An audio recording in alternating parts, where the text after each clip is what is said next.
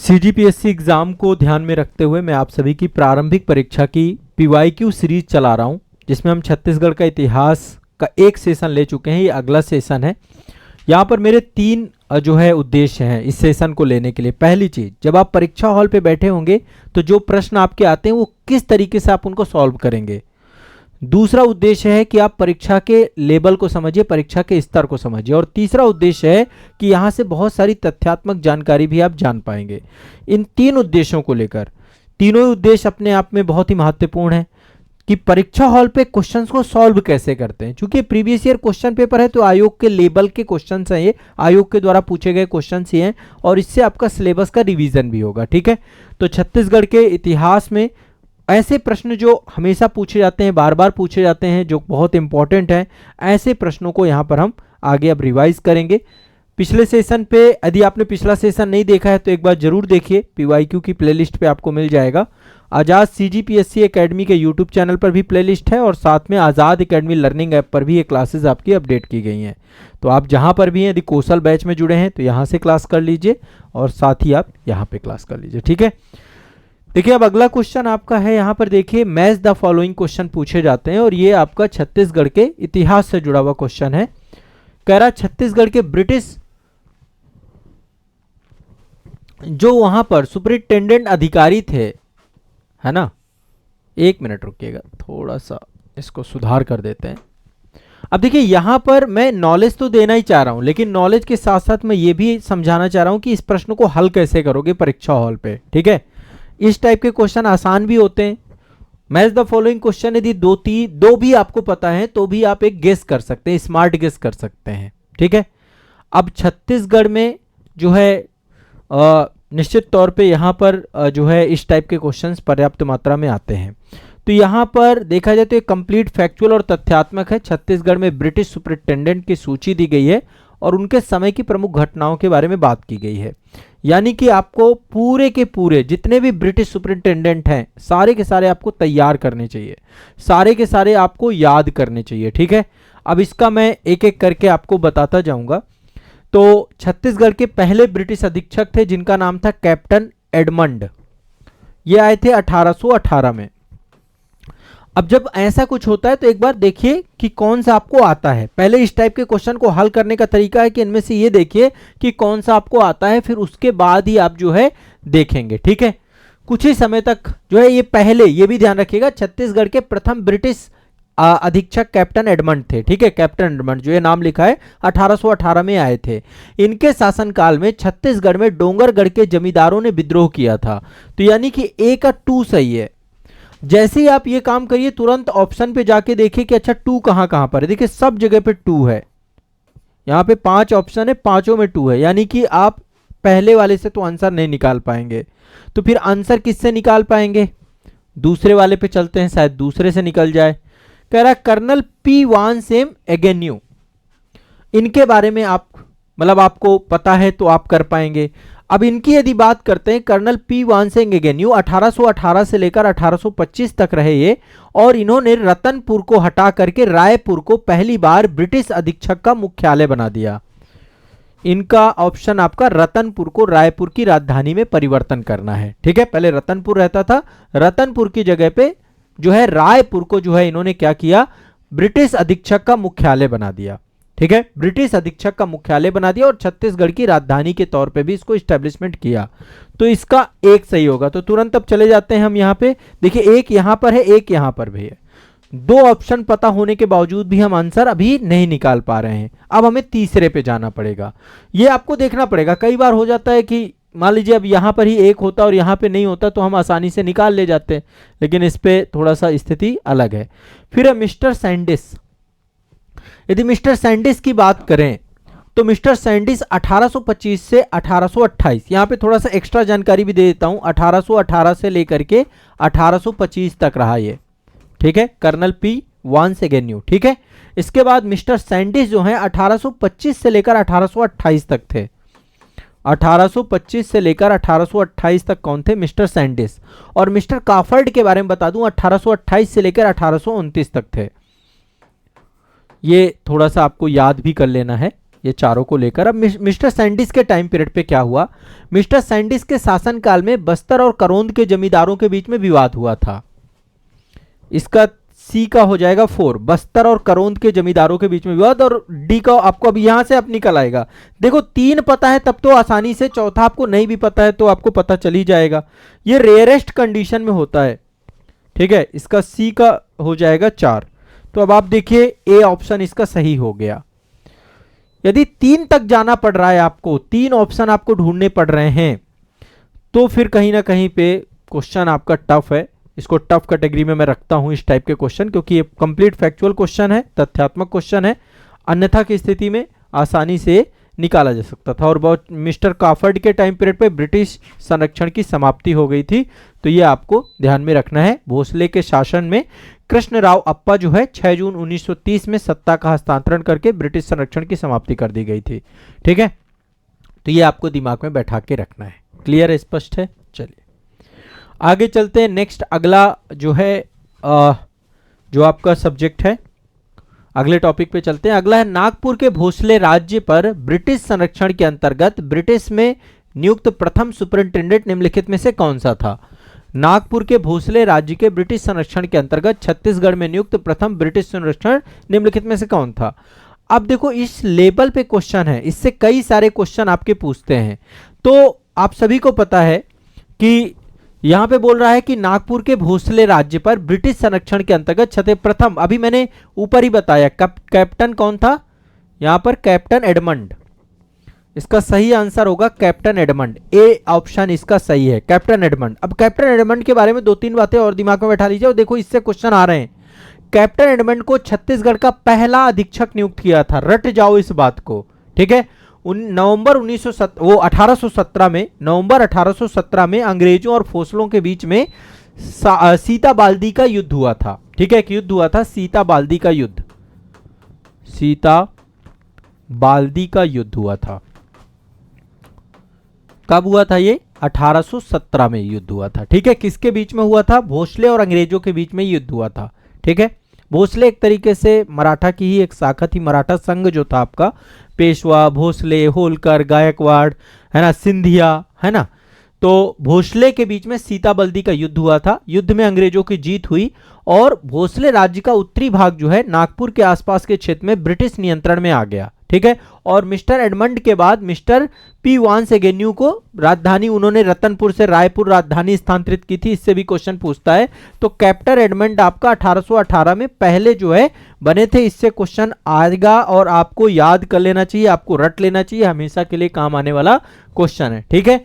चलिए अगला चलते हैं। नेक्स्ट, बहादुर कलारिन की माची निम्नलिखित में से क्या है? ये क्या है, इसके बारे में आपको पता होना चाहिए। तो ये एक प्राचीन स्मारक है। क्या है? एक प्राचीन स्मारक है। बहादुर कलारिन की माची एक प्राचीन स्मारक है, बालोद जिले में अवस्थित है। पिपरी गांव यहां पर पड़ता है। ये कई सारे खंभों वाला मंडप है। एक बार इसको गूगल में सर्च करिएगा, आपको मैप मिल जाएगा। तो बहादुर कलारिन की माची एक प्राचीन स्मारक है जो आपका मतलब जर्जर जीर्ण खंभे वाला मंडप है। एक मंडप है, मंडप के तौर पे आपका ये एस्टेब्लिशमेंट है इसका, ठीक है। नेक्स्ट अगले चलते हैं। कलचुरी राजवंश की निम्नलिखित में से किस शाखा ने छत्तीसगढ़ के राजनीतिक सत्ता को स्थापित किया? कलचुरी राजवंश की कई सारी शाखाएं थी, ठीक है। अब इनकी कई सारी शाखाएं थी, जैसे एक चेदी और हय शाखा थी, ठीक है। चेदी और हय शाखा थी। कलचुरी नाम से भारत में 2 राजवंश थे, एक मध्य और पश्चिम भाग में था और एक उत्तरी कलचरी थे, ठीक है, अलग अलग था। और एक दक्षिण में भी थे, कर्नाटक वाले क्षेत्र में भी रहते थे। तो कई सारी ब्रांचेस थी आपकी। तो छत्तीसगढ़ में कौन सी ब्रांच थी? ठीक है, अब इनको हम थोड़ा सा 2 भागों में बांटते हैं कलचुरी राजवंश को। कलचुरी राजवंश में एक तो है उत्तरी शाखा, उत्तरी शाखा, और दूसरी है आपकी दक्षिणी शाखा,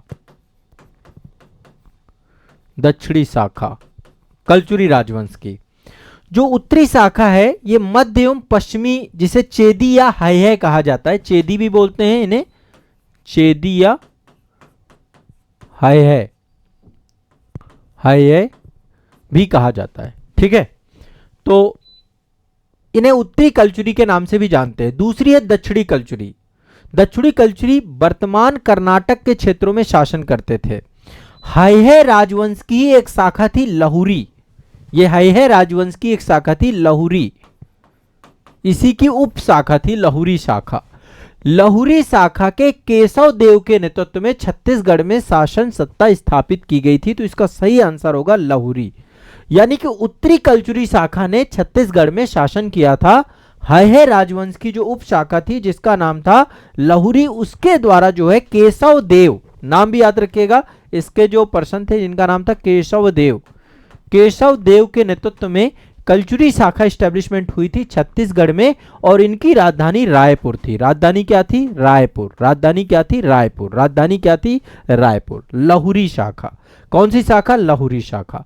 तो ये दिमाग में बैठा लेना है, सभी को दिमाग में बैठा के रखिए। क्लियर है? स्पष्ट है? कोई दिक्कत नहीं है? सिंपल सा मामला है, ठीक है, कोई दिक्कत नहीं है। चलिए आगे चलते हैं। अगला क्वेश्चन है, बाबू रेवाराम के अनुसार रायपुर में निम्नलिखित कल्चुरी शासक और उनके शासनकाल के क्रम को सही विकल्प में चयन करें।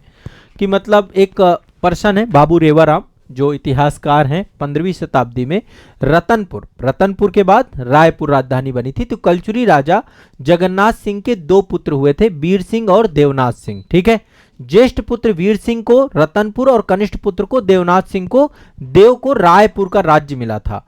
तो बाबू रेवाराम के अनुसार रायपुर की जो शाखा थी उसमें किस किस प्रकार से शासक आए थे, उन शासकों का क्रम है यहाँ पे रायपुर की शाखा के बारे में बात हुआ है, ठीक है। तो मैं क्रम से यहाँ पे एक लिस्ट बनाने वाला हूं, आप लोग भी ये लिस्ट बना लीजिए, इससे क्वेश्चन आएगा। रायपुर की कल्चुरी शाखा में सबसे पहले आए केशव देव, ठीक है। मैं एक एक करके शासक के नाम लिखने जाता हूं। केशव देव के बाद आए भुवनेश्वर देव,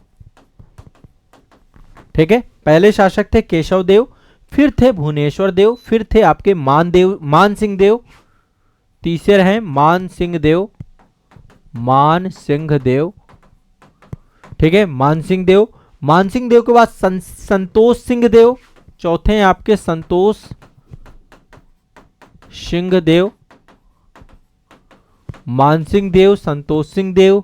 इसके बाद अगले आपके सुरता सिंह देव, पांचवें आपके सुरता सिंह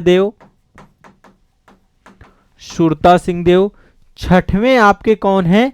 वंशी सिंह देव, ठीक है। सुरता सिंह देव, सम्मान सिंह देव, छठवें आपके सम्मान सिंह देव,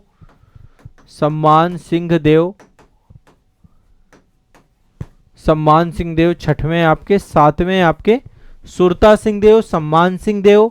इसके बाद है चामुंड सिंह देव,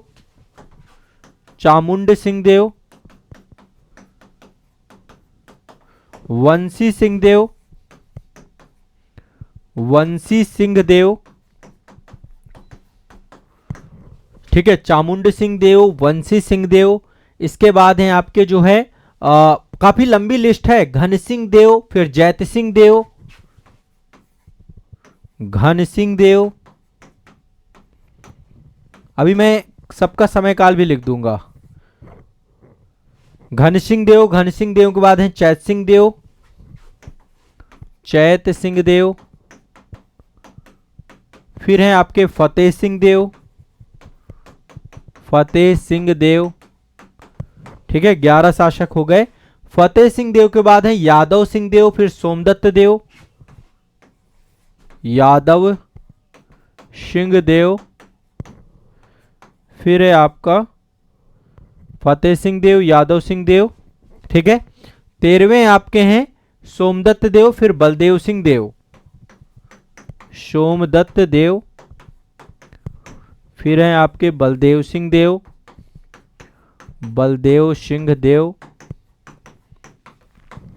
ठीक है। 14 नंबर है बलदेव सिंह देव। इसके बाद है उम्मेद सिंह देव, फिर है बनबीर सिंह देव, उम्मेद सिंह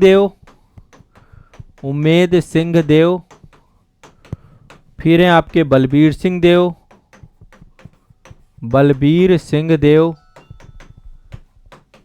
ठीक है। 17 नंबर है आपके अमर सिंह और फिर है शिवराज सिंह, अमर सिंह, और फिर हैं आपके 18 नंबर हैं शिवराज सिंह, ये शासकों का क्रम है आपका, ठीक है। एक बार इस सारे शासक मैं क्रम से आपको बताता जाऊंगा और सारे शासक आप एक बार देखते जाइएगा।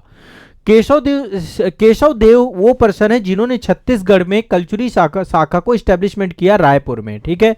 तो इनका टाइम पीरियड 1407 से लेकर के 1447 तक रहा, 1447 एडी तक, 1437 एडी तक, यहां पे मैं 37 कर देता हूं, 37 एडी तक, ठीक है। 1407 से लेकर 1437 एडी तक। इसके बाद 1400 आपके 38 एडी में ये रहे, इनका शासनकाल रहा भुवनेश्वर देव का। इसके बाद मानसिंह देव आपका जो है 1438 से लेकर 1463 रहा, 1463 से इनका शासनकाल रहा, ठीक है। फिर इसके बाद 1478 से इनका शासनकाल रहा, फिर 1400, तो समय काल कोई इतना ज्यादा नहीं, ये आपका एक सीक्वेंस है। मैंने टोटल आपको 18 शासक यहाँ पे लिखवा दिए हैं, 18 शासक हैं जो कि रायपुर शाखा के कलचुरी ब्रांच से जुड़े हुए थे आपके, ठीक है। अब यहां पर देखो क्वेश्चन जो आपका है, अब आराम से आप क्वेश्चन निकाल लेंगे। यहां पर कह रहा है क्रम से सजाइए। क्रम से सजाने वाले क्वेश्चन बहुत सारे होते हैं, क्रम से सजाने वाले क्वेश्चन बहुत सारे होते हैं। अब देखिए जयसिंह देव, यहां पर देखिए जयसिंह देव यहां पर है 10वें नंबर पर, मैं यहां पे नंबरिंग डाल देता हूं, ये है 10वें नंबर पर, और चामुंड सिंह देव हैं 7वें नंबर पर, ठीक है। इसके बाद है सोमदत्त, सोमदत्त को डाल देते हैं, सोमदत्त देव 13वें नंबर पर है, 13वें नंबर पर है। और मानसिंह देव, देखो इस तरीके से यदि आपको पूरी याद है तो ये है 3 नंबर पर, मानसिंह देव है 3 नंबर पर। अब आसानी से इसका आंसर निकाला जा सकता है, लेकिन अब इतना क्रम कहाँ याद होता है, किसी को याद नहीं होता है। सबसे नंबर पे आएंगे चौथे नंबर, फिर आएगा आपका पहला नंबर, फिर आएगा आपका तीसरा नंबर, फिर आपका दूसरा। ये रटने पड़ेंगे आपको, लिस्ट बनानी पड़ेगी। इसका बी ऑप्शन सही होगा। आसानी से यदि आपको लिस्ट पता है शासकों के, और ये सब रटने पड़ेंगे, याद करने पड़ेंगे। रटने का मतलब 1 2 बार 3 बार जब आप याद करोगे तो आप आसानी से देख लेंगे, ठीक है। क्लियर है, स्पष्ट है, कोई दिक्कत तो नहीं है,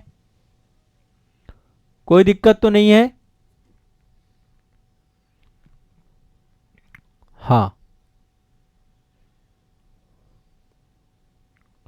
बाबू रेवाराम के बारे में भी मैंने आपको बताया था कि बाबू रेवाराम जो है उत्तरकालीन काव्य धारा में छत्तीसगढ़ के एक तरीके से महाकवि थे आपके, और इनका जो जन्म हुआ था आपका वो रतनपुर महिमा, ये एक तरीके से आपका इनका जो जन्म हुआ था वो 1812 में रतनपुर में हुआ था, और इनके पूर्वज ही राजाओं के दीवान थे। तो एक तरीके से ये राजकीय इतिहासकार के तौर पे भी आप इनको देख सकते हैं, उनके द्वारा ही ये पूरा का पूरा क्रम इस्टेब्लिशमेंट किया गया है।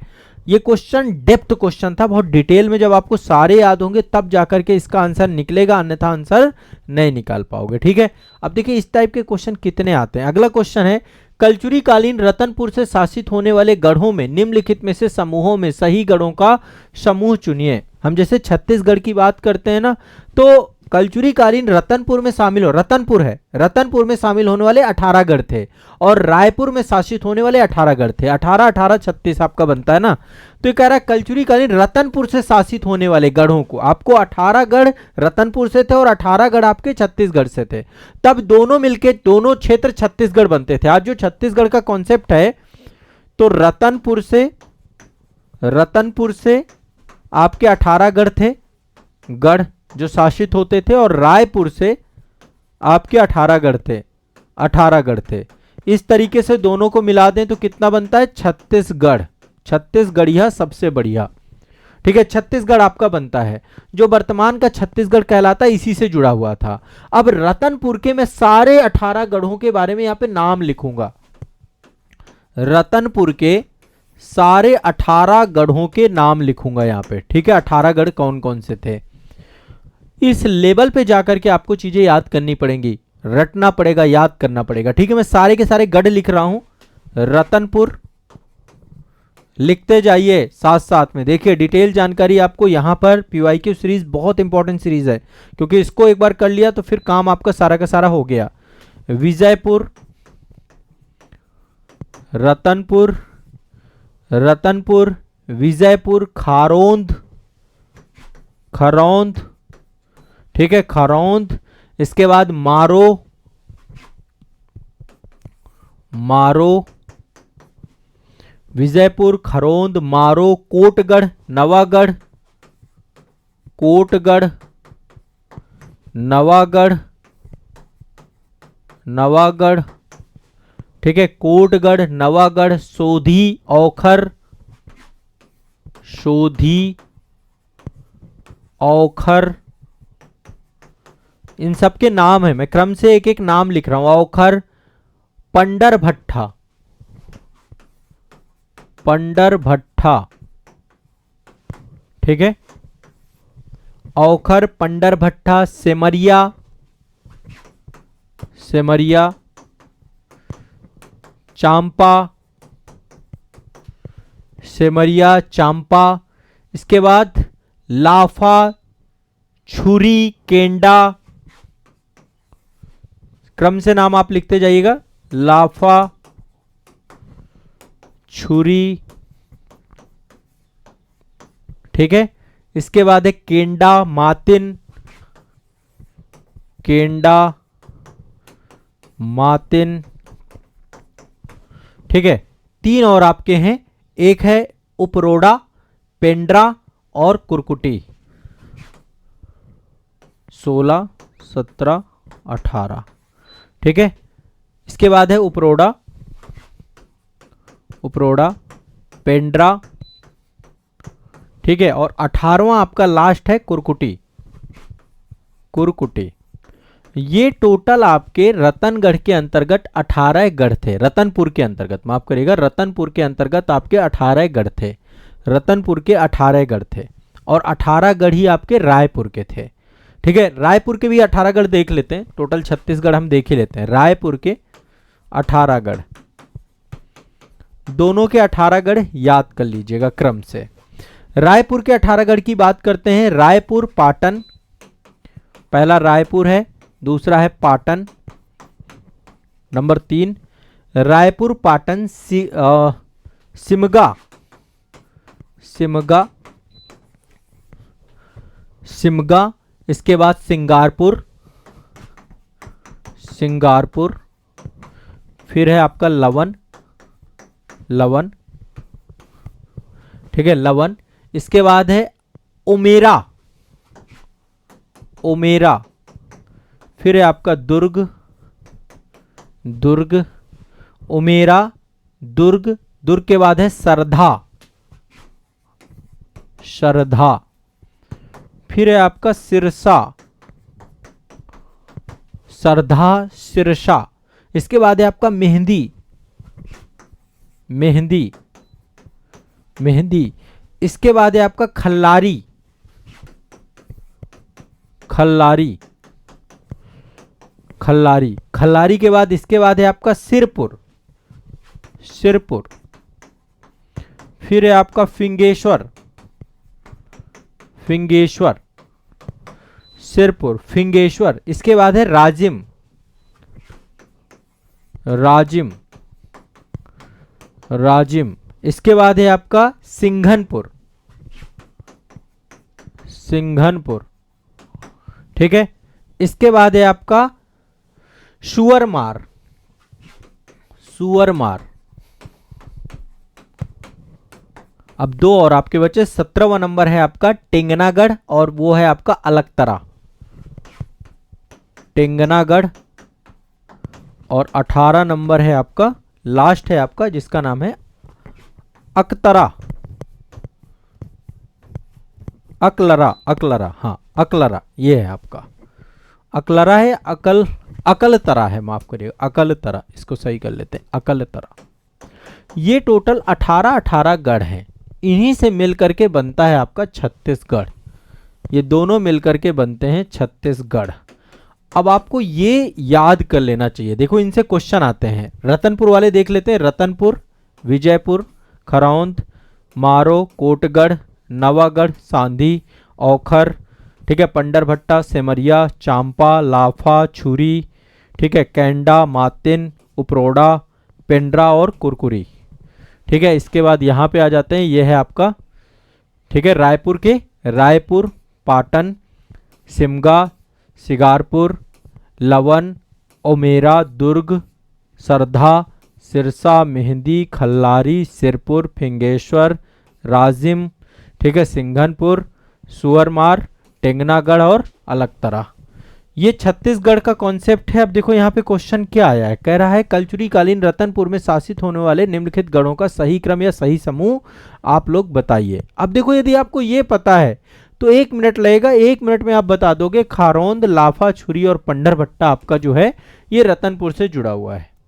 ठीक है, 1 मिनट में आप इसको निकाल के रख दोगे यदि आपको पता है। नहीं पता है और ये याद करना पड़ेगा, इसका कोई वो नहीं है। अगला है रायपुर में रतनपुर में कलचुरी शाखा का प्रथम शासक कौन था। तो जैसे हम यहाँ पे जो आंसर दिए गए हैं इस आंसर में से एक जो है प्रॉब्लम है। कलचुरी शाखा के शासक जो है रामचंद्र ने रायपुर नगर की स्थापना की थी और यही पहले शासक बने थे। तो इसका एग्जैक्ट आंसर रामचंद्र होगा। जो रायपुर की आधिकारिक वेबसाइट है उसमें रामचंद्र के बारे में जानकारी है। ठीक है, लेकिन अन्य कई सारी कहानियां हैं जिसमें ब्रह्मदेव की भी बात आती है।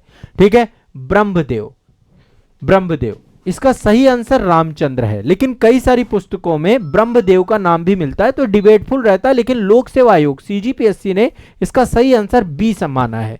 सीजीपीएससी ने इसका सही आंसर बी माना है। ठीक है, सीजीपीएससी के हिसाब से इसका आंसर बी सही है। सीजीपीएससी के हिसाब से इसका आंसर बी सही है। ठीक है, तो ये आपको दिमाग में बैठा के रखना है। आगे चलते हैं, नेक्स्ट अगला है रतनपुर निम्नलिखित में से कलचुरी शासकों के शिलालेख अथवा ताम्रलेख को उनकी प्राप्ति स्थान के हिसाब से सुमेलित कीजिए। ठीक है, अब यहां पर देखिए ये आपका जो है एक तरफ जो है ताम्रलेख दिए गए हैं कई सारे। ठीक है, और एक तरफ जो है यहाँ पे कलचुरी शासकों के नाम दिए गए हैं। अब इसको सुमेलित करना है कि कौन सा ताम्रलेख किससे जुड़ा हुआ है। एग्जैक्टली ये है। तो देखा जाए तो इसमें पृथ्वी देव का जुड़ा हुआ है अमोदा से, गोपाल देव का जुड़ा हुआ है पुजारी पाली से, प्रताप मल्ल का जुड़ा हुआ है बालोगढ़ से और बाहर साय का जुड़ा हुआ है कोसगई से। तो इसका सही आंसर ए ही सही है।